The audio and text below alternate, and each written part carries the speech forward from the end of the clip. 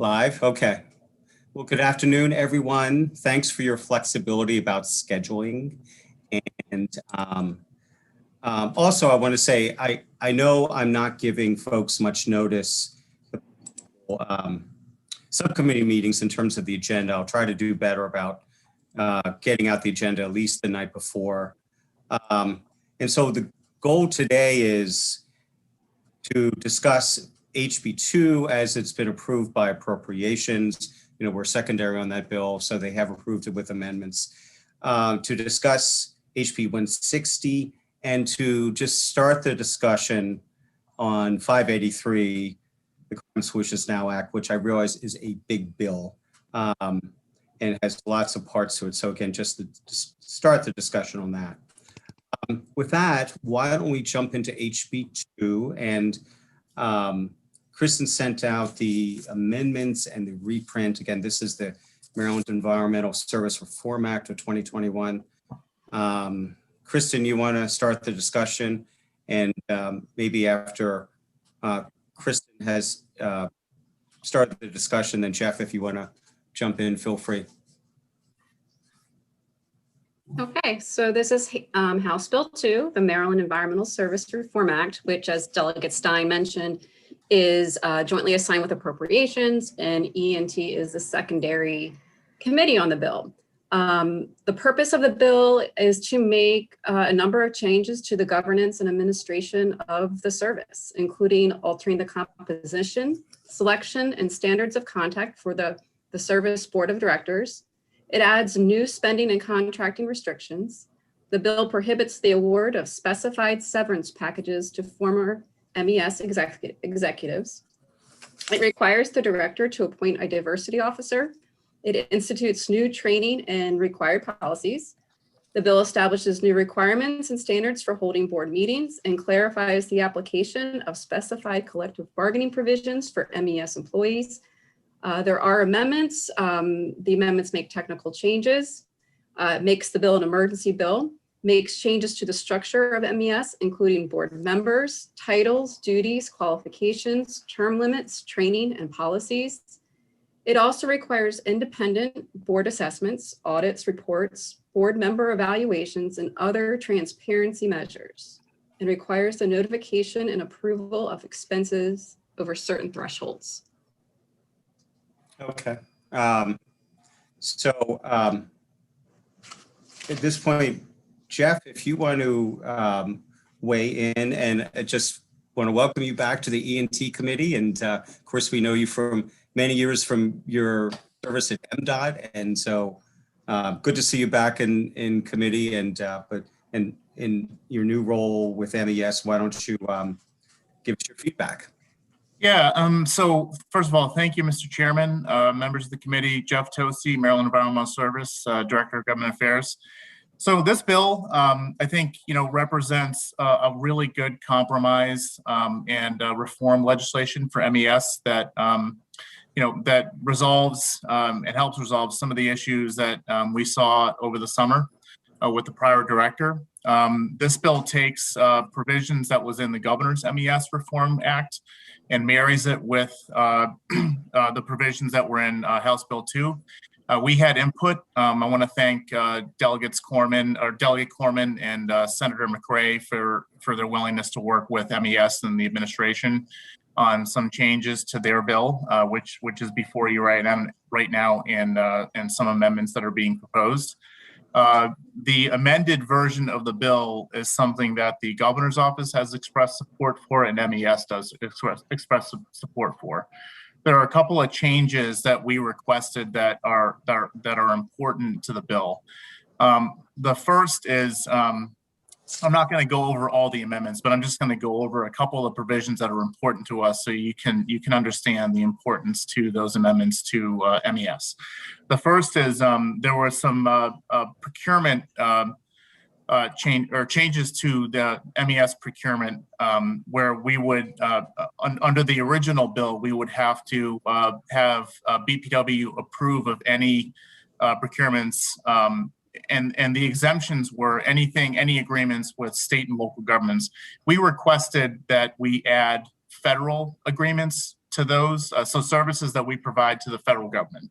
That was accepted. It kind of makes sense. It's kind of in line with I think the nature of the changes that Delegate Corman and Senator McCray were making. So they accepted that amendment, and we're grateful for that. The original bill proposed to have the MES board approve of any expenditures above a threshold of $25,000. We requested that threshold be increased because we have work that we do in rural areas that's very important to local communities in terms of managing some assets in the wastewater and water pumping areas. So sometimes we have emergency expenditures that are going to far exceed. It's not often, but on occasion that will far exceed the $25,000 threshold. So to help alleviate and not have to force MES to go through a board approval process for those expenditures, we requested that the threshold be increased to $200,000, which Delegate Corman and Senator McCray agreed to. And we would then go back and obviously anything above $25,000, we would have to notify the board. So we will do that. But on an emergency expenditure, we would have the authorization under this law to go ahead and make that without having to go through board approval.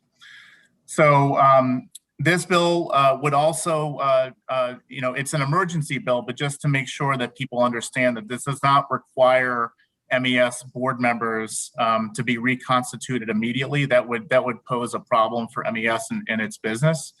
The board will have to be reconstituted on or before July 1. And so that gives, the bill does give us a little bit of time on that respect, and it won't disrupt MES business. And we manage obviously critical facilities across the state. So I don't want to take up too much of your time. So those are the important points in the bill that I wanted to make sure that you understand that we support, and we're grateful for the collaborative nature, the collaborative work for the bill sponsors, the governor's office, and everybody really came together on this. And I think it's a good bill. And we fully support the bill as amended. So, and I'd obviously be happy to answer any questions. Okay, great. Thanks for your review of the key amendments, and it's great that everyone has come together to support the bill as amended. Okay, Delegate Boyce. Thanks so much, Mr. Chair. Can I get a little more information about the diversity officer, what diversity means, and what is the actual goal? It's just an overly used word. So I'm just trying to figure out what do you mean by a diversity officer, and what I'm looking at the fiscal note in its explanation, but I'm just a little curious about somebody going a little more in depth into that. Is that a question for me or a question for? It's a question for whoever can answer. Sorry. So that was a provision that was in the governor's bill. I think it's really just asking MES to. I don't have. I don't think I have a full explanation, but I don't think it means anything more or less than what one would think it would mean. We want to make sure that we have somebody at the agency that's handling diversity issues, diversity training, or whatever else might come up. My understanding is that this could be combined with, we wouldn't have to hire one single diversity officer. It could be, an appointed position that, for somebody that works at the agency right now, it could be added to their duties and responsibilities. I don't really think I know and can answer exactly what they're supposed to do. I think the provision is written so that it's could be broadly applied. I'm probably not answering your question right now.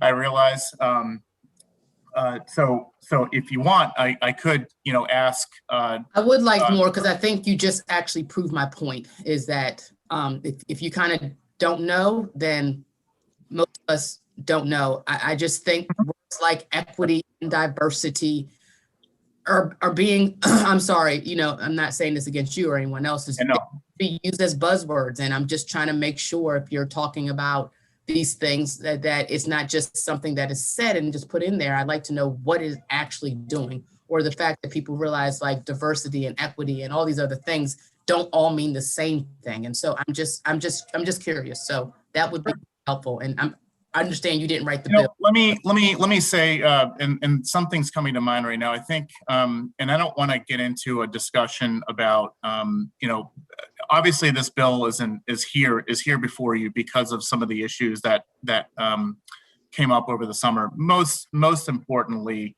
some of the severance issues and that kind of stuff, and the culture of what was happening under the prior director. I've heard some rumors, although I don't know how substantiated they are, that there were some problems with these types of issues, diversity, gender, I'm not sure race really, but sort of a not pleasant culture, mostly, not necessarily at the boots on the ground level, but at the headquarters facility.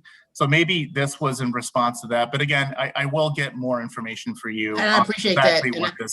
And I just want to, again, say, you mentioned race. Again, like, Right. again, what does it mean? Because I necessarily didn't mean race when I said diversity, and yet people take it that you mean race. And so, again, I'm asking, respectfully, what does this mean? Sure. Yeah, no problem. Yeah, Jeff, if you could get back to Delegate Boyce and actually all members of the subcommittee, that would be great. You got it. And Kristen, by any chance, do you have any further information by way of background on the role? Not by way of background. I can tell you what the language in the bill says, and it's just Sure. the intent is to establish a policy and assist with the resolution of grievances, but it doesn't, go in. I don't have the background. Okay. No, that's a good question, Delegate Boyce. So we'll Agree. Good hold question. this bill and but also are there? Yes, sir. And I can follow up with appropriations as well to see if this issue Sure. comes up, to get another perspective. Yeah, and Delegate Otto. Thank you, Mr. Chairman. Where do we stand now with these amendments? We haven't adopted them, have we? Or No, we something haven't. that we should do to move this along? I'll move the amendments, Charles. Well, Okay. let me ask, Delegate Boyce, would you prefer that we wait to get further information about the diversity? I think we still need the information, but I'm certainly not going to stop amendments that were clearly worked out and hashed out by both parties. So not moving forward. So I'm comfortable with that. I mean, Okay. I haven't read the amendments, but I'm comfortable with what has been described to me, that we can move forward with that.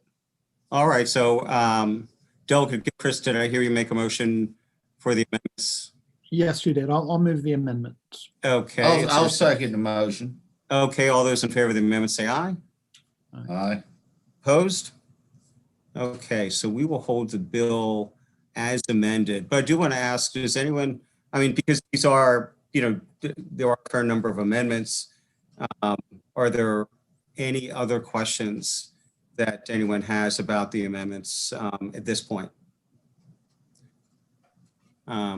So we'll probably get an interlineated copy with the amendments included. Yes. It's been handed out. Yeah. Yeah, it was, and again, this is probably because my delay in getting, finalizing the agenda, but Kristen emailed out a packet of information about, including the reprint this morning. So Okay. you don't have sorry, a Delegate I didn't Ido. Yeah, if you don't have it, why don't you let Kristen? Okay, great. Thank you, everyone, and thank you, Jeff. And thank you for providing feedback, and we'll look forward to your follow-up. Thanks for the opportunity to be here, and I will certainly follow up as quickly as I can. Great, thank you. Okay, House Bill 160, and again, this is really just for discussion. This was a bill we heard on riparian rights last month, actually 2 months ago now. Well, 5 weeks ago, I guess, from Delegate Bagnall, and we've since heard, well, I think maybe the same day we heard another riparian rights bill, and we recently heard another one sort of dealing with the general topic as well. So I want to talk about the amendments that have been submitted for House Bill for 160. So Kristen, could you discuss those?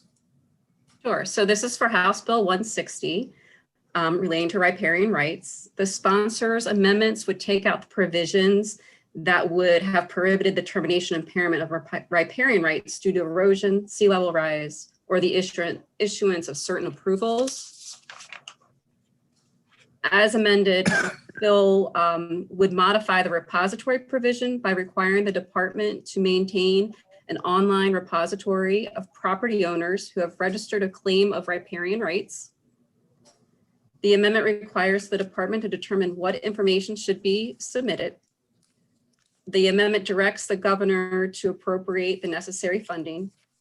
And the amendment specifies that a holder of a covenant for riparian rights, including a community association, must be provided certain notice of proposed projects. Okay. So again, as you just said, so it's so the establishment of a repository by DNR of property owners who have registered a claim of riparian rights, and then it is, I assume, the department's responsibility to provide that notice of any proposed project in the immediate area of the property subject to the covenant at the beginning of the state or local permitting. State or right? Local, yeah. So Yeah. it doesn't say specifically the department, it just basically says that the holder should receive this notice at the beginning of a state or local permitting or other approval process, instead of like in an active voice where the department shall, local government shall. So there's a little, it's not quite clear, but it does, the intent is to get a notice at the beginning of a project. Do you think, and maybe Tyler, if you're here, would it then be the responsibility of the state or local agency that's doing the permitting to notify the covenant holder? And Tyler, if you want to weigh in as well on the other parts of the amendment. Sure, yeah. As amended, I think we're pretty confused with how this is going to go. I thought you were going to say the opposite, that you were pretty good with the way things were going, but okay. Yeah, so I saw these last night when Kristen had sent them over. We had worked on other changes prior to these, but these are quite different with the provision saying a holder of a covenant for riparian rights, including the association, should be provided notice. Not sure who is providing that notice. Currently, it would be on the property owner to provide notice. And so this might be making duplicative notices, or it's shifting that responsibility to MDE. We're not really sure. And then to touch on the other pieces, establishing this repository before was only for community associations, so that was a smaller number of documents. And now this reads as every riparian rights owner should register their riparian rights with the department. And so I'm not totally sure if that would then put it on the community associations to actively be asserting their covenants with those who register riparian rights in the areas, or if it's the department who is determining this, and if the department has to make a legal determination every time somebody claims they have riparian rights. I think that this is really complicated. Okay, And so- Delegate Ruth.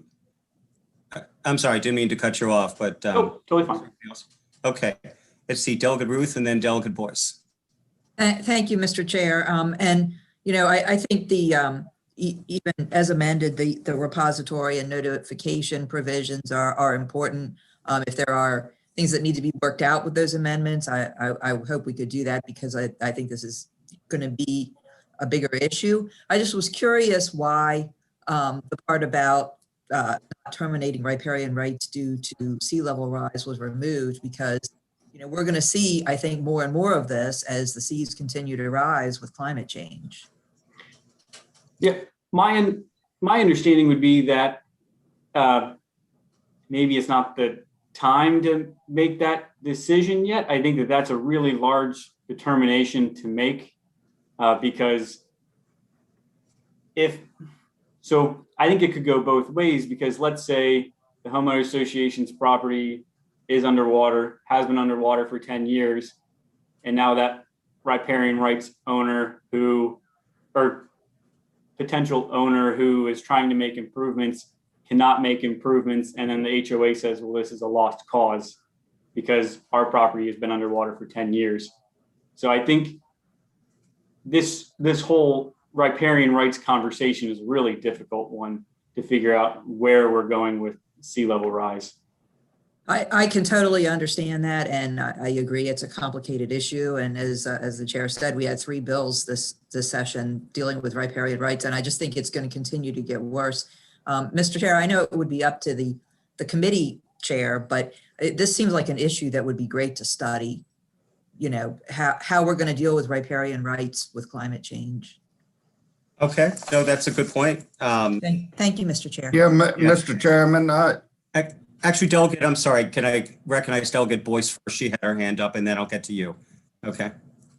Thank you so much. And thank you, Tyler, for admitting what I was afraid to admit. I get really confused about riparian rights every time I think I get it, I don't. And to Delegate Ruth's point, I was actually going to suggest, Mr. Chair,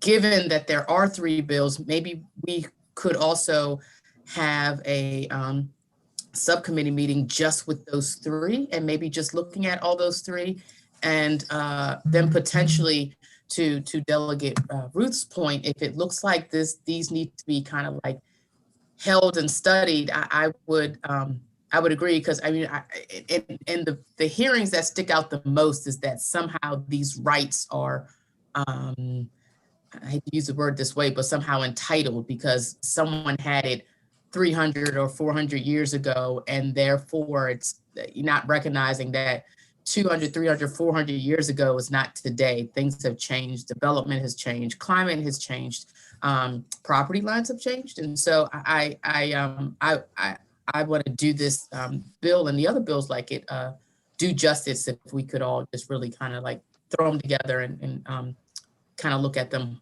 as a whole. Just a thought. Sure. What are other, I'm certainly open to that. So you're saying they'll get a separate subcommittee meeting just to look at the 3 bills and the different ways they address this issue. Would other subcommittee members be amenable to that?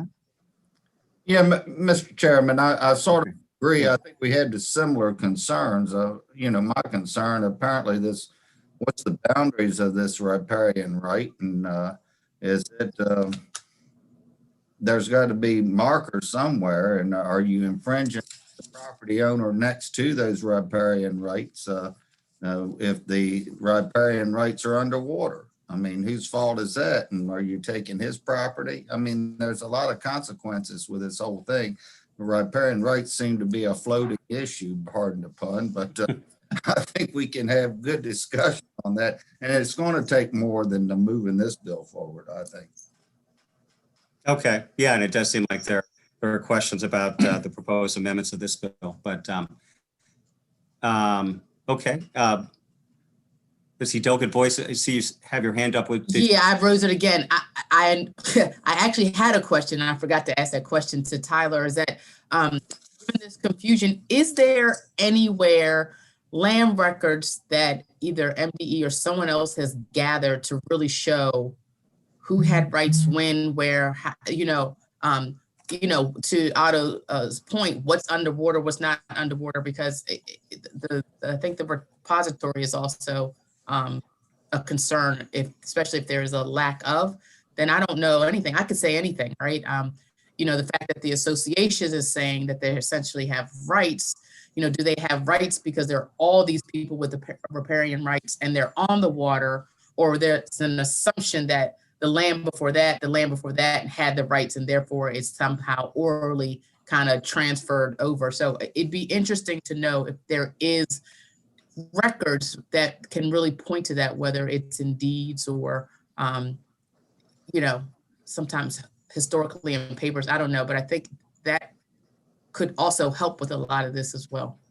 Yeah, so my understanding is if the mean water line touches your property, you are a riparian rights owner, which is getting into like the other issues we're seeing here with homeowners association owning strips of land that are now underwater. But once the mean water line touches your property line, I mean, the rest of that, I believe, is waters of the state and waters of the US. So that's protected by the state. And so then you own up until then. Does that make sense? I'm happy to bring technical staff. But it sounds like the opposite could happen, right? Like if I was on property that wasn't near water, but because maybe water shift, I could start getting water. Does that mean then I inherit riparian rights? My understanding would be yes. Interesting.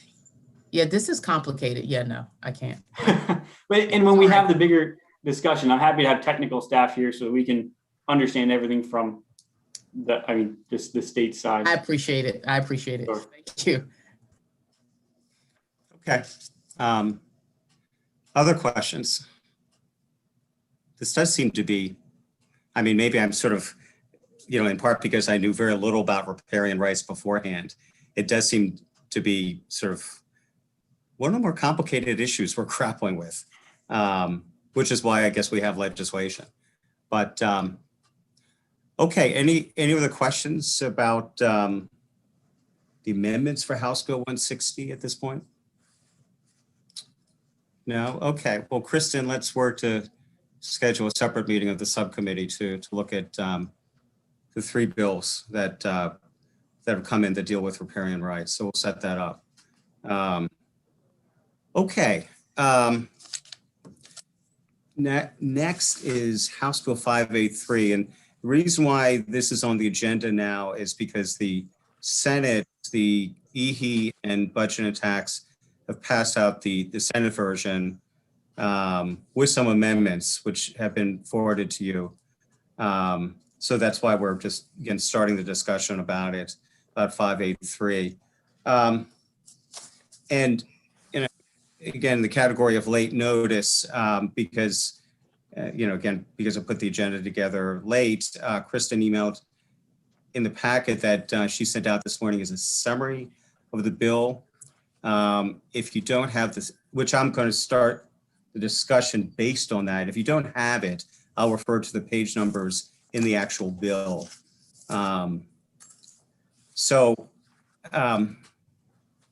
me just say, I know that this is an omnibus bill.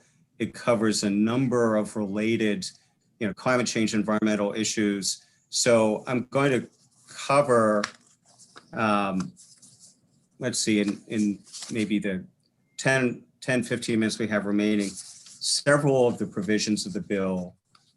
Then, and after I cover each section, we'll ask if there are any questions. Then at a later meeting, we'll address the rest of the bill, and we'll sort of take things from there.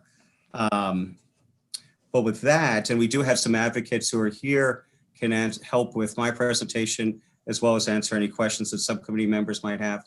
See Jamie DeMarco, Robin Clark, Tom Ballantyne. Jamie is with Chesapeake Climate Action Network. Robin is with Chesapeake Bay Foundation. Thomas with NAIOP.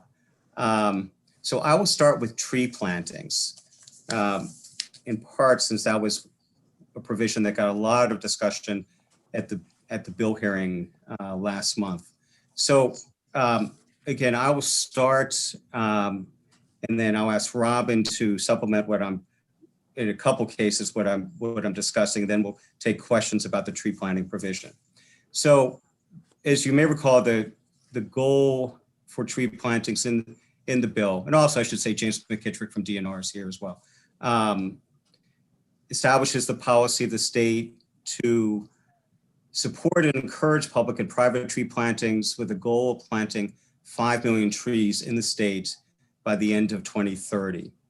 And this 5 million tree goal is in addition to any trees projected to be planted. And by the way, this is on page 40 of the bill. If you don't have the summary that I'm looking at, this starts on page 40 of HB 583. It's in addition to any trees that are projected to be planted under the state's Greenhouse Gas Reduction Act plan, includes tree plantings accomplished through state programs and through the efforts of private nonprofit organizations. It also establishes the intent, and we'll get to that in a little bit, that 500,000 of the 5 million trees should be planted in underserved areas. MDE, in particular, in which is placed a 5 million tree program coordinator is responsible for tracking the state's progress, receiving data from a number of agencies.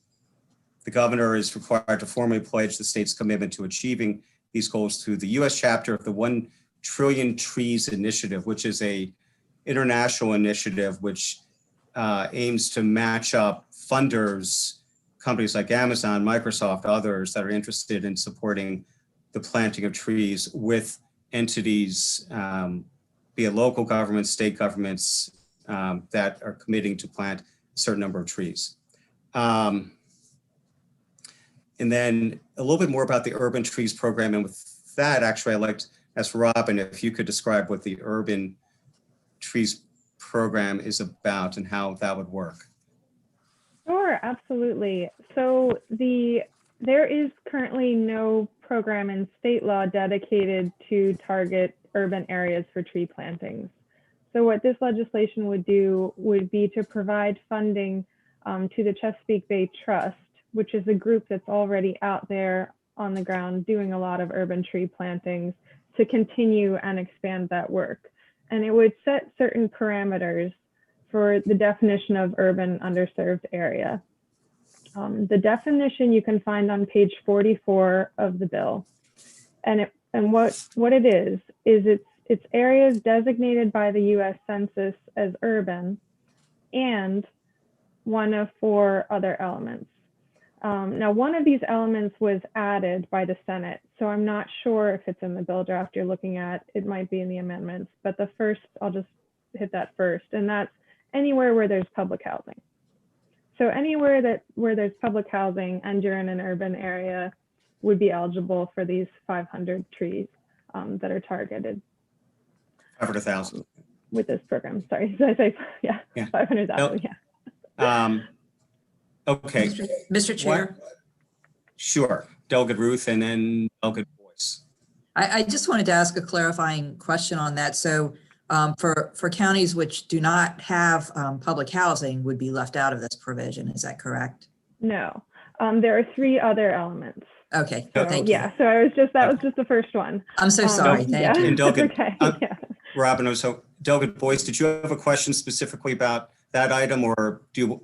This item specifically, I think you mentioned public housing. Interestingly enough, a lot of public housing is not going to exist in the next couple of years. So I'd be interested in knowing how the definition alters, especially as we're moving affordable housing, or AKA mixed income housing. So there are not going to be a lot of public housings left. And so I'm wondering the validity of using that definition.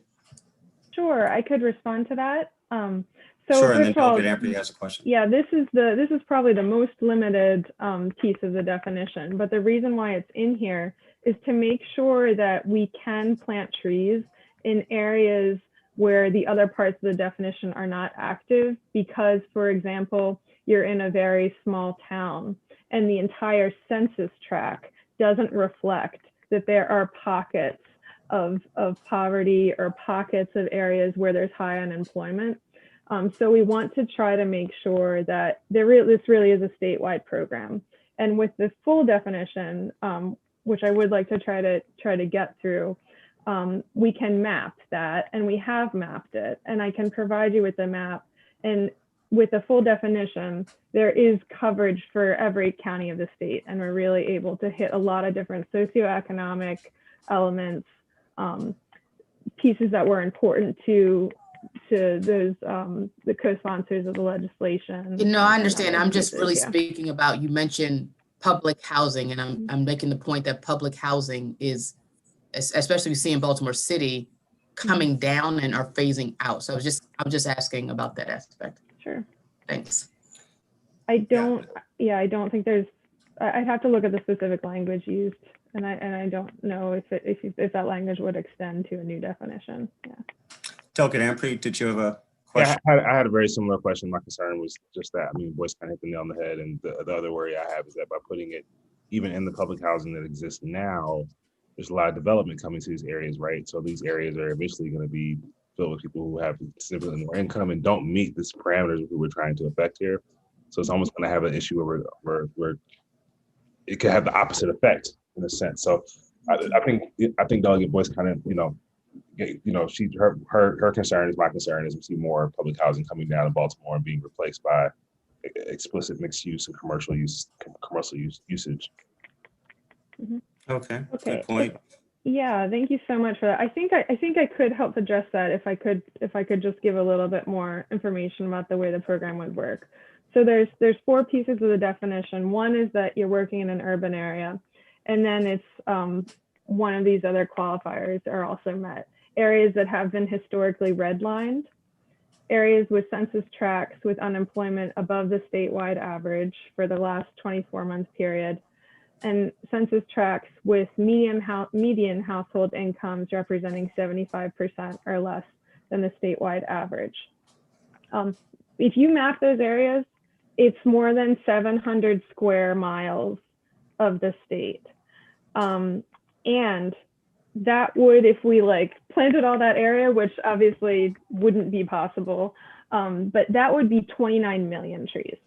We only have 500,000 trees dedicated to this program, and the way that it would function would be very much from the ground up. We'd have community organizations coming in and applying for grant funding from the Chesapeake Bay Trust, the Chesapeake Bay Trust working with them to define the contours of the project.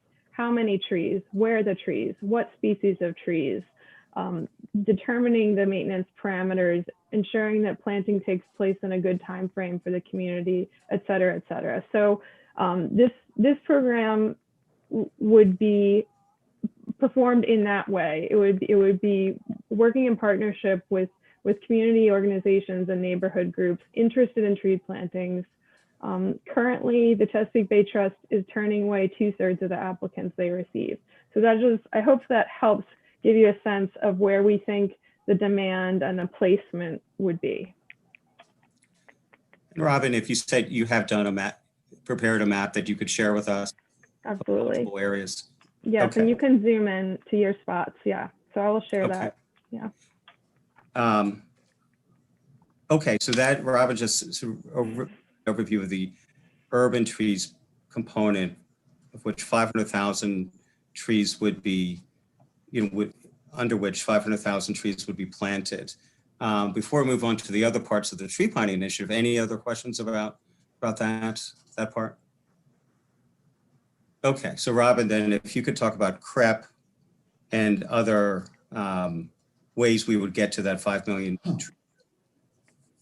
Sure. So the legislation, if you turn to page 40, the very first provision, in fact, would allow the Department of Agriculture to increase the signing bonuses that they pay to farmers who are interested in planting buffers along their row crop fields to filter water quality.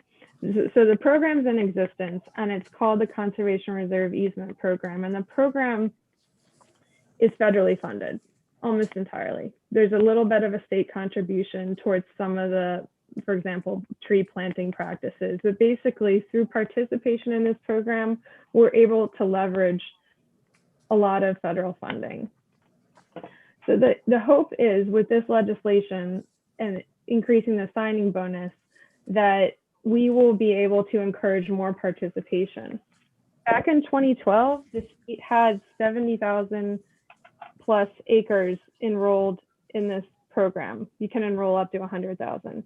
We've dropped every year since then, and now we're down to only 45,000 acres. So the hope of this bill is that we can begin to climb back up and add over the course of 8 years, 20,000 more acres. We still won't be back to where we were in 2012, but if we can add that much acreage of buffer through providing this incentive payment to farmers, then we'll be planting 4 million trees over the next 8 years on agricultural lands. So that's the hope for this provision. The signing bonus money would come from the Bay Restoration Fund at $2.5 million a year. Mr. Chairman, Yes, sir. Delegate Otto. what is the size of these buffers that are going to be established? Is there the parameters there, or who's going to decide that? Or will that be part of the Department of Ag and the federal guidelines? I believe that the federal standard is 100 feet, but there may also be the opportunity at the farmer's option to put in a wider buffer. So there are guidelines in the program, but My concern is, beside trees, we have a valuable resource in this state called farmland. And when you lose a critical mass of farmland, you're destroying an industry that's important to us. We saw that in 2012 with or before then, with the massive enrollment. I think that in the Clinton administration brought $212 million here on a helicopter and started enrolling in entire tracts of farmland in CREP, and it's a Conservation Reserve Enhancement Program, not easements. It's a 10 to 15-year contract. Usually the trees are a 15-year contract, and it does, substantial federal money does come into it. And I'm not against the sign-up bonuses, and that helps to plant the trees and things like that. But I do want them restricted to buffers and not entire tracts of farmland. my understanding is this would not aim to take productive acreage. And again, this is completely at the farmer's option. This is a voluntary program, but the program is to use buffer strips, not to take over entire fields of crops. Jim, did I see you raising your hand there? Did you want to add something? Jim McKittrick? Oh, Sorry, yeah. if not, that's okay, but I just No, your hand's going up. But Jim and Jim, they can't, kind of disappearing into my background here. Yeah, I just wanted to tack on. So the CREP program is actually a kind of an interesting topic right now. So there's been an ongoing, I guess the nice way to put it is battle between our Bay partner states, as well as my agency and the Department of Agriculture. Essentially, the farm bill that passed a couple of years ago would allow for increased incentives. We're trying to tap into that. And we're told that in tapping into that, we would need to renegotiate our MOU with the USDA, as well as effectively renegotiate every CREP agreement we have with every individual landowner across the state. So that's been the challenge right now. And I think that's the challenge presented by this CREP provision in the bill currently. Having this provision in there, passing this and implementing this provision leaves Maryland in a very tight spot with the USDA in that we would have to go back, renegotiate every single agreement we have on the ground. But there's obviously hope with the change in the administration. I think Phil Sack just got appointed officially as the new head of the USDA, but we haven't had that conversation yet with them. But we're planning on sending that same letter that we co-signed with West Virginia, New York, Pennsylvania, Delaware, to see if they're going to have mercy on us to be able to really tap into the resources that are available. So, and by the way, I was going to say, James, my apologies. Yeah. James McKittrick, not Jim, but anyway, so, yeah. No problem. Thanks for letting me chime in there. Sure. And so maybe we can follow up on that issue. Thank you, James. And since we're almost at 1:30, maybe, Robin, if you could, I guess maybe we could end our discussion of this, of the tree planting, by talking about the funding for the different parts of the tree program. Yes, absolutely. I guess I should also say the Chesapeake Bay Foundation supports the state's position and the position of other states, and we are also advocating at the federal level to resolve the issue that James mentioned. But to my knowledge, it would have, fortunately, no implications for this legislation. We're talking about signing up new agreements, and we are also hopeful that issue regarding the past contracts will be resolved. So yeah, moving along, there are basically three pieces to the program, and we've covered two. The underserved urban area plantings, the Department of Agriculture work, and the third is with the Department of Natural Resources. We would extend additional funding to the Department of Natural Resources to support the programs that they already have on the ground. One of their big tree planting programs is referred to as Mel Noland also often. It's the Mel Noland Woodland Incentives Program, and that provides 65% funding for forestry practices on private, non-industrial forest lands, areas of about 5 to up to 1,000 acres in size. We'd like to help support the work of that program to afforest or reforest or manage those acreages that are in private hands in our state. The Greenhouse Gas Reduction Act plan noted that, I quote, identifying a way to make funding allocation more reliable would aid in more consistently providing a cost share to landowners for forest management activities through this program. So we would like to provide additional funding through this legislation to DNR to continue and expand that work. And then finally, I would say, hopefully also, a particular help to DNR, but aimed to be a help across all programs, would be adding technical assistance within the Department of Natural Resources Forest Service to help connect landowners, those in developed areas, that we're talking about the urban piece, those private landowners and those farmers with these programs. We've heard often that making that connection, educating and providing the technical support to develop the planting plan is a real need to getting these programs off the ground. And Robin, maybe just very quickly, I want to mention about the commission that would oversee or provide advice on the tree plantings and trying to tap into carbon markets. Yes, absolutely. So the legislation would also set up a commission with participation from the state departments, from environmental organizations, from MACO and MML, members of the forestry industry, et cetera, to look at how these plantings should be distributed across the state to maximize carbon sequestration, to maximize water quality benefits, to make sure that all the goals of the program are being attained. So that commission would meet and come up with a plan by 2022.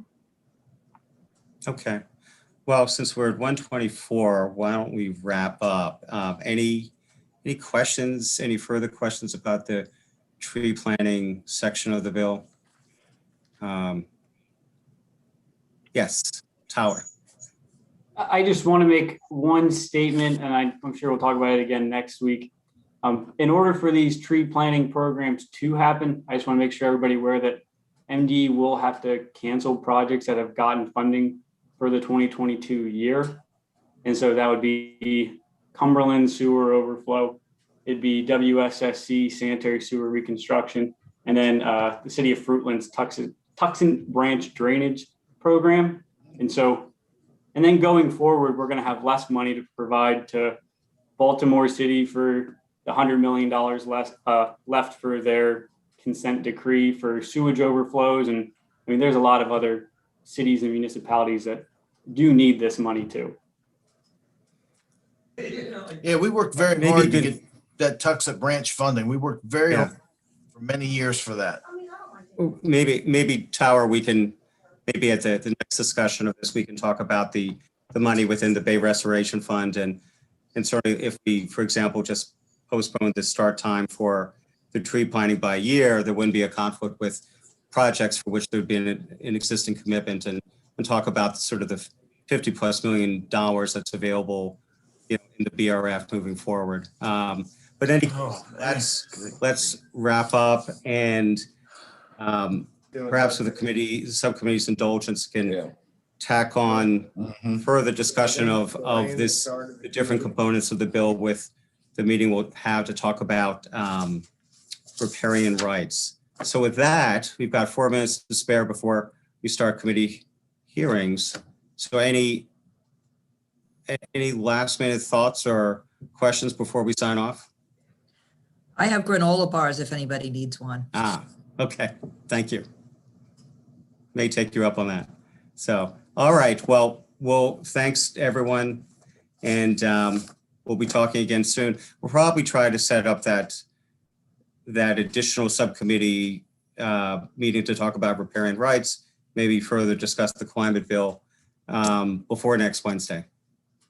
So with that, I'll see you in a few minutes. Thank you all.